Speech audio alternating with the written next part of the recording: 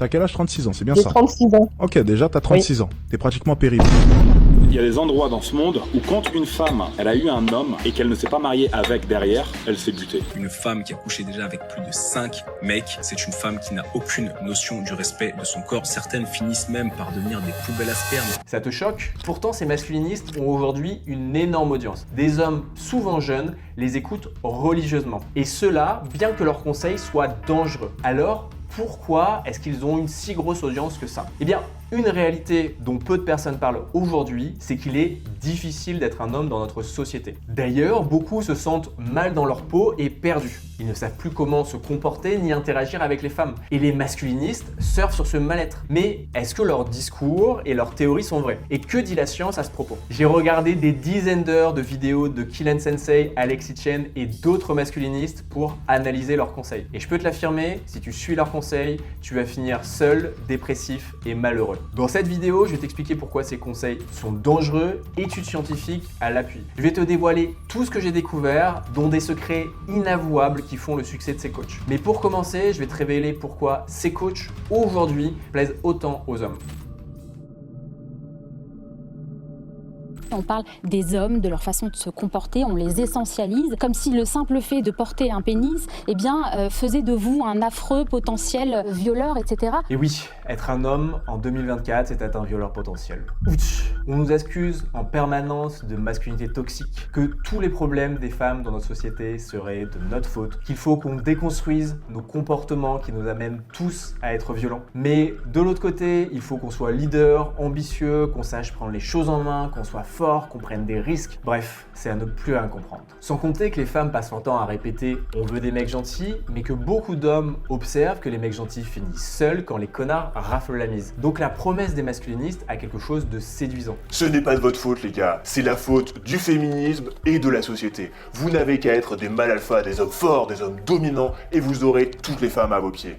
Parce qu'au fond, toutes les femmes rêvent d'être soumises par le mâle dominant. C'est une idée simple et puissante issue de la psychologie évolutionniste. Et notre cerveau, il adore les idées simples. Parce que c'est plus facile à traiter, ça donne l'impression de connaître le sujet alors qu'on n'y connaît rien, et ça crée une réaction émotionnelle forte, de la colère, de l'injustice, etc. Comme ces coachs ont l'air sûrs d'eux, tu te dis qu'ils sont sûrement dominants, et qu'ils savent nécessairement comment y faire avec les femmes. Mais en vrai, si leur contenu marche aussi bien, c'est que certains de leurs conseils sont plutôt sages. Conseil numéro 1, si tu veux avoir les femmes de tes rêves, tu dois avoir la vie de tes rêves. Et un beau corps, prends soin de ta santé et une bonne situation financière, sois quelqu'un d'intéressant, de passionné, de vrai et pas de faux, tu trouveras la meuf qu'il te faut. Conseil numéro 2, développe ton statut, ton expertise, ta richesse et cultive-toi. Le truc le plus simple à retenir, c'est ayez simplement les 4 capitaux: capital notoriété, capital financier, capital physique et capital culturel. Conseil numéro 3, apprends à être bien avec toi-même pour être bien dans tes relations. Tu peux vouloir une femme, mais il ne faut absolument pas que tu aies besoin d'une femme.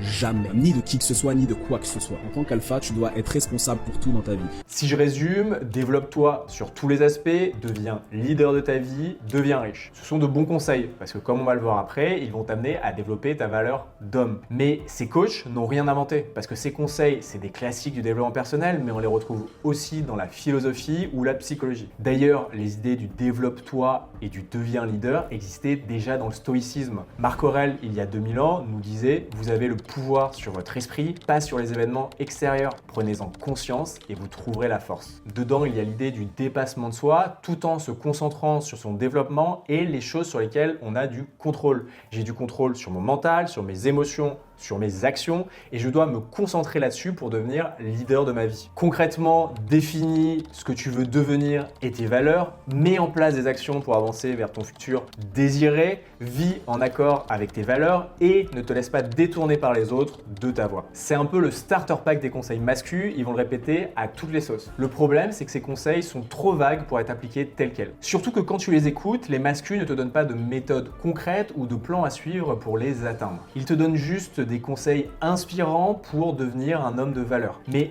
est-ce que ces conseils vont vraiment t'aider à avoir les femmes que tu désires? Spoiler, pas du tout. Mais tu verras à la fin de la vidéo pourquoi est-ce qu'ils se concentrent majoritairement sur ces conseils. Mais avant, qu'en est-il de leurs conseils en séduction? On va pas se mentir, les mecs qui suivent les coachs masculins le font pour devenir attirants aux yeux des femmes. Donc on pourrait naturellement penser que ces coachs sont super calés sur le sujet. Et après avoir regardé des dizaines d'heures de vidéos d'Alexi Chen, de Kilian Sensei et d'autres, il y a une chose qui m'a surpris. Il y a quasiment aucun conseil pratique en séduction. Le peu qu'on va avoir, c'est soit confiant, reste détaché, soit charismatique. Les gars, comprenez juste déjà qu'avec un corps de ouf, une belle posture, un bon charisme et une belle confiance en vous, vous allez être dans l'abondance naturellement avec les femmes. Sans jamais vraiment t'expliquer comment y arriver. Et ils vont avoir une obsession, rester en permanence dans le contrôle. Et je vais te révéler un peu plus tard la raison inavouable qui les pousse à vouloir tout le temps l'être. Mais du coup, pour rester tout le temps dans le contrôle, ils vont avoir plein de solutions miracles. Première solution miracle, la manipulation. Si tu es en mesure de pouvoir alterner entre les bons moments et les mauvais moments, cela permettra de pouvoir accentuer les bons moments et donc faire en sorte qu'elles restent, qu'elles s'accrochent à toi. Parce que les femmes, crois-moi, cela peut te paraître bizarre, les femmes aiment souffrir. Le chaud et le froid, c'est vraiment la technique préf des masculins. En fait, ils vont venir créer artificiellement des moments désagréables pour faire ressentir des émotions négatives à la fille. C'est clairement de la manipulation et oui, ça peut marcher. Parce que avec ça, la fille va ressentir des moments intenses avec toi, des vraies montagnes russes. Alors là, tu te dis peut-être, super, maintenant je vais faire que ça. Le problème, c'est que la manipulation a un coût dont il te parle jamais. En fait, toutes ces micro-disputes vont venir détruire la confiance naissante entre vous. Réfléchis 2 secondes. Si elle doit tout le temps être sur ses gardes avec toi, est-ce que tu penses que votre relation va durer? Bien sûr que non, elle va être instable et explosive parce qu'une relation sans confiance est pourrie d'avance. 2 réalités sur les relations sont très bien prouvées par la psychologie. Premièrement, plus tu sais gérer tes émotions et tu es stable, plus tes relations durent. Deuxièmement, plus tu fais attention à l'autre dans la relation, plus la relation est satisfaisante pour les deux. Pourtant, les masculins viennent te recommander exactement l'inverse. Tu crées un lien, tu y mets de l'espace, ce qui crée du manque chez la femme, un inconfort, un vide, une douleur qu'elle va essayer de soulager. On pourrait apparenter ça à un drogué. Vous devez être capable de donner la drogue au bon moment et être capable de la retirer aussi quand il le faut. L'autre problème, c'est que cela ne fonctionne que avec les meufs instables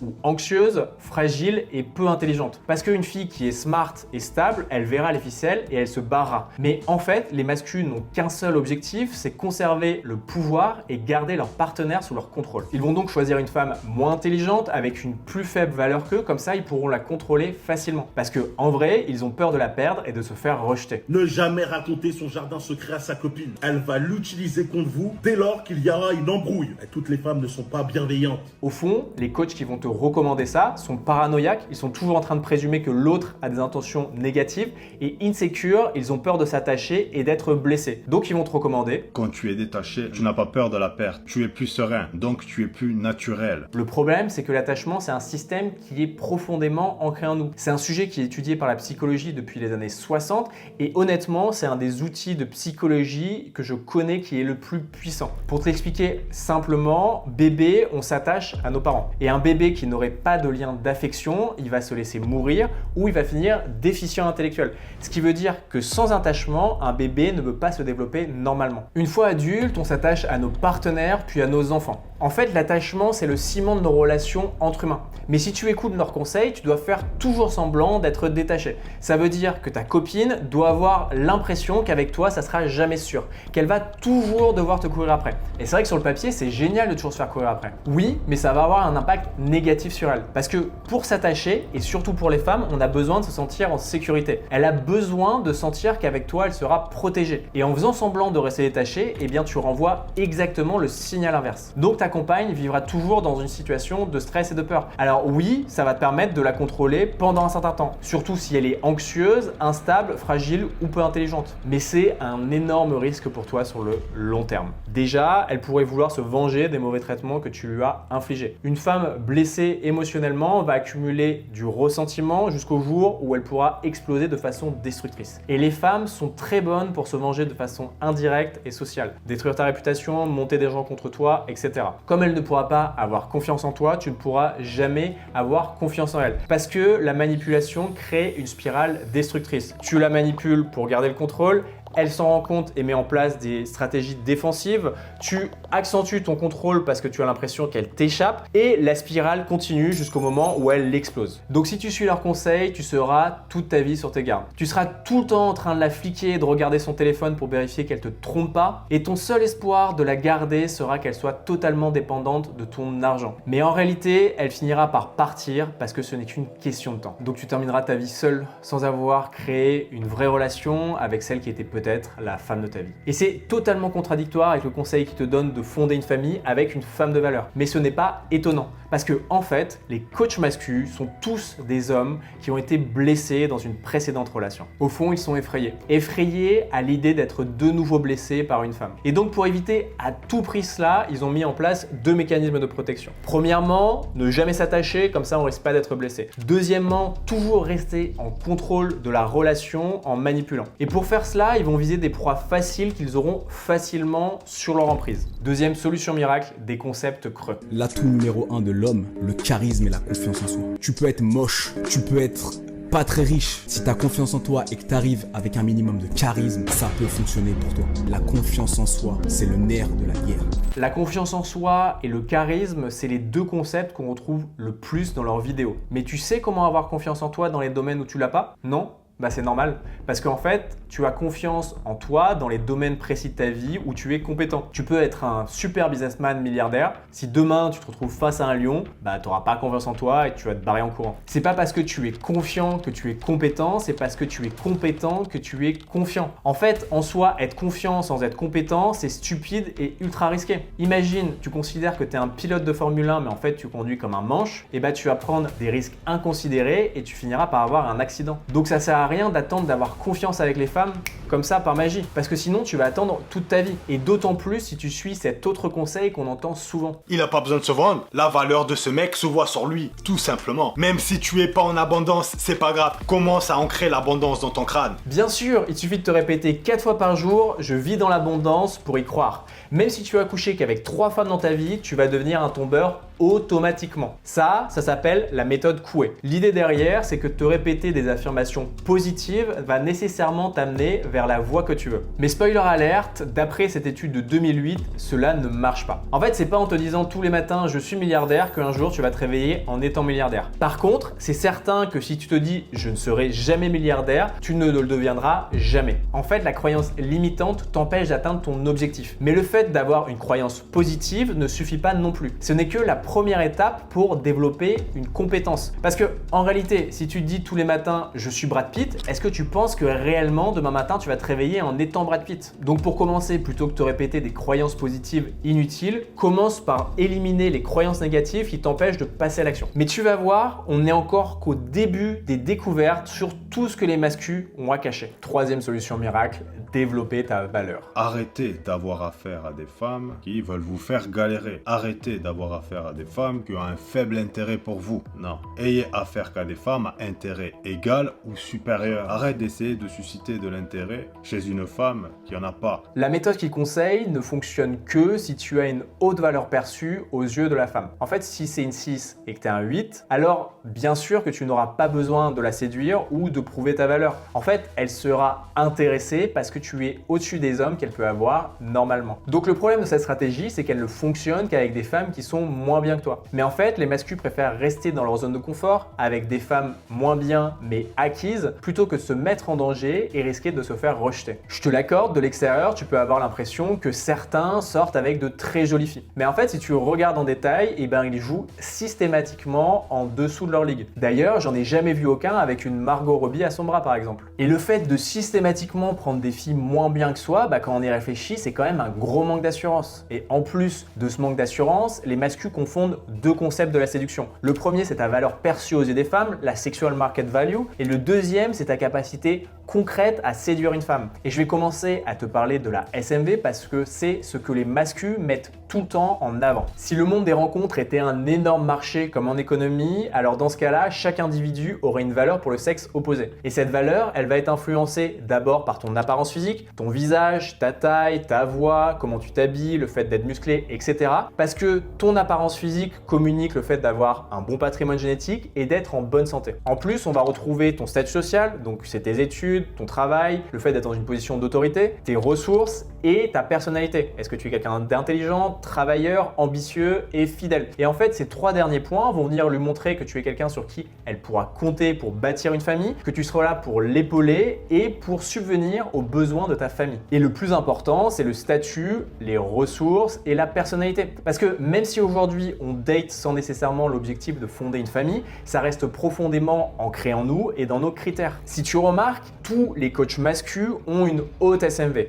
Ils sont beaux gosses, ils sont musclés, plutôt grands, ils prétendent gagner beaucoup d'argent en ligne, ils sont ambitieux et prônent de devenir riches. Donc en fait, s'ils ne font pas beaucoup d'erreurs, ils peuvent conclure facilement, mais uniquement avec des femmes qui sont moins bien qu'eux. Le problème, c'est que tous les hommes ne sont pas des riches beaux gosses musclés. Et d'ailleurs, devenir riche ou beau gosse, ça prend du temps et ça ne garantit pas de résultats avec les femmes. D'ailleurs, les plus belles femmes se font draguer en permanence par des hommes qui ont une haute SMV. Pourtant, il t'est sûrement déjà arrivé de croiser un homme moyen avec une femme sublime. Et ce qu'il a en plus, c'est pas de la SMV, c'est de la capacité de séduction, c'est le game. Le game, ça te permet de communiquer ta valeur en tant qu'homme et de séduire une femme. Mais ça, les masculins n'en parlent jamais. Pourtant, c'est dommage, parce qu'il est plus facile d'apprendre le game pour séduire des femmes que d'atteindre leur haut niveau de SMV. Et la réalité, c'est qu'un chômeur qui maîtrise le game aura toujours des meilleurs résultats qu'un millionnaire qui est nul en game. C'est d'ailleurs indispensable de le connaître pour avoir accès aux plus belles femmes. Parce que ces plus belles femmes,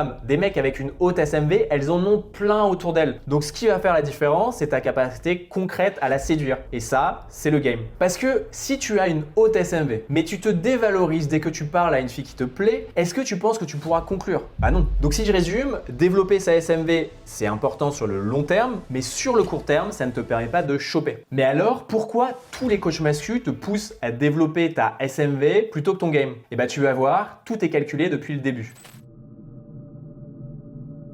Pour développer ta SMV, tu as 2 possibilités. Développer tes traits masculins ou devenir riche. Et comme par hasard, le gros de leur business se focus exclusivement sur ces 2 aspects. Si on prend le cas d'Alexis Chen par exemple, il s'est fait connaître en faisant des vidéos de drague de rue, mais il a rapidement arrêté de vendre des formations en séduction pour se concentrer sur le make money, devenir riche, et sur le mindset, comme par exemple cette formation à 1500 €. Aujourd'hui, on va retrouver des formations autour du charisme, de l'éloquence, du mindset ou comment construire une audience sur les réseaux sociaux. De son côté, Kylian Sensei, il propose une communauté à 300 € par an dans lequel il promet aux hommes de devenir riches, de leur apprendre à prendre de la masse ou à être plus focus. Et il s'est même lancé dernièrement dans les conseils spirituels. Tous ces business ressemblent étrangement au gourou anglo-saxon du genre Andrew Tate. Andrew s'est fait connaître justement en ayant des positions très clivantes par rapport aux femmes. Hey, you cheated. It's bang out the machete, boom in her face, then grip her up by the neck. What's up, bitch? Why would you suck dick for free?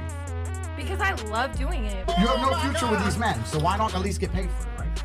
Cependant, quand on étudie sa stratégie de communication, on se rend compte qu'il a compris quelque chose de très important. C'est que les belles femmes donnent un énorme pouvoir sur les autres hommes. C'est-à-dire que si tu vois un homme avec une belle femme à son bras, tu vas te dire nécessairement cet homme est un homme de haute valeur. Et ce qui se passe, c'est que la femme, en étant avec lui, va lui transférer sa haute valeur. Et c'est pour ça, en ayant des belles femmes à son bras et des positions très clivantes, Andrew Tate va réussir à attirer des hommes qui sont perdus et frustrés de leur vie. Sauf que quand on creuse, il ne donne quasiment aucun conseil concret en séduction. Mais c'est normal parce que son business n'est pas d'apprendre aux hommes à séduire, c'est d'apprendre aux hommes à gagner beaucoup d'argent pour avoir des femmes. En fait, ils vendent des formations pour devenir riches et les femmes sont un argument marketing. Regarde, j'ai des belles femmes et je suis riche, donc si tu deviens riche, toi aussi tu auras des belles femmes. C'est un argument trompeur et nos coachs masculins français le reprennent joyeusement pour s'enrichir. Et c'est ça qui est marrant, c'est qu'ils se sont fait connaître en ayant des positions clivantes sur les femmes et la séduction, mais au final, aujourd'hui, aucun d'eux ne vend encore directement des formations en séduction. Et se développer, s'enrichir, se muscler, être plus aux commandes de sa vie sont des objectifs louables, mais garde en tête qu'ils ne te garantissent absolument pas le succès avec les femmes. Tu peux très bien avoir des femmes de valeur sans cela. Et d'ailleurs, je vais t'expliquer comment dans quelques minutes. Parce que en vrai, si seuls les alphas, beaux gosses et riches se reproduisaient, ça ferait longtemps que option 1, l'humanité serait exclusivement composée d'êtres supérieurs, ou option 2, elle serait totalement éteinte. Et comme c'est pas le cas, je vais maintenant t'expliquer la réalité qui est beaucoup plus nuancée.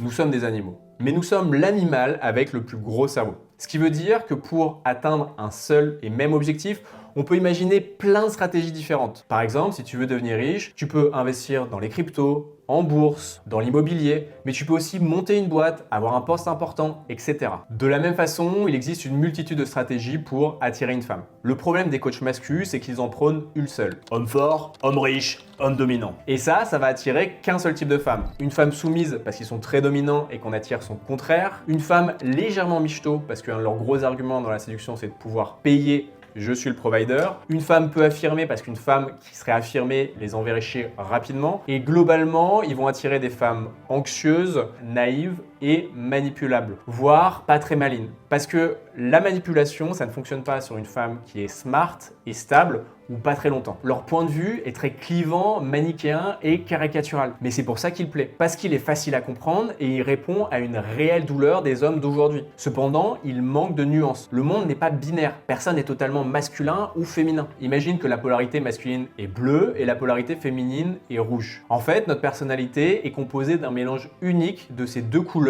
qui crée plein de variations de violet différentes. Par exemple, certains hommes vont être d'un bleu profond avec quelques teintes de rouge. Ça veut dire qu'ils vont être naturellement orientés vers la conquête et l'action, mais tout en gardant une sensibilité et en pouvant se montrer empathiques. D'autres hommes vont avoir des tons plus violacés qui vont tirer vers le rouge, vers le féminin. Ce sont des hommes qui vont être plus en contact avec leurs émotions et à l'écoute, mais qui peuvent parfois manquer d'affirmation. Mais en fait, pour chaque personnalité, il y a une façon de séduire. Avec le bon game adapté à ta personnalité, la sensibilité peut devenir un argument qui va séduire des femmes qui te ressemblent. Car de l'autre côté, elles aussi, les femmes vont connaître différentes nuances de violet. En fait, il existe des partenaires potentiels pour toutes les couleurs de personnalité. La seule chose, c'est que plus ta couleur sera rare, moins tu auras d'options. Et le problème avec les masculins là-dedans, c'est qu'eux ont une vision très binaire du monde. Homme bleu, femme rouge, pas nuance. Et donc, ils vont te dire, tu dois être hyper masculin si tu veux pouvoir séduire. Alors c'est vrai, cela va attirer des femmes très rouges, hyper féminines. Mais en même temps, cela va repousser tous les autres types de femmes plus complexes et nuancées. Et en fait, c'est peut-être ces femmes qui, toi, te correspondent vraiment. Si aujourd'hui, tu es très rouge, très féminin, je vais pas te mentir, il va falloir développer ta part masculine pour t'équilibrer. Parce que si tu n'es pas capable de prendre ton rôle d'homme et de t'affirmer, tes options vont être très limitées. Mais cela ne veut pas dire devoir devenir une caricature d'homme ultra viril. En fait, ce qui va faire la différence pour séduire les femmes, c'est le game. Le game te permet d'avoir les bons codes pour communiquer que tu es un homme de haute valeur. Et ça va te permettre de faire naître l'intérêt chez une femme, même si au départ elle n'est pas intéressée par toi, qu'elle est très belle ou qu'elle a plein de prétendants. C'est justement pour t'apprendre à développer ces codes que je t'ai tourné cette vidéo. Dedans, je vais t'apprendre comment rencontrer une belle femme en moins de 30 jours, même si tu n'y connais rien et que tu passes ton temps à te prendre des râteaux. On a compilé nos 33 ans d'expérience commune et les milliers de tests qu'on a fait sur le terrain pour te faire gagner un maximum de temps. Cerise sur le gâteau, c'est totalement gratuit et accessible sur YouTube. Après avoir visionné cette vidéo, tu sauras comment rencontrer une femme, obtenir un rendez-vous et conclure avec. Et pour le coup, c'est 100% de conseils pratiques et directement applicables. Donc clique ici pour y accéder et sinon, je te dis à très bientôt.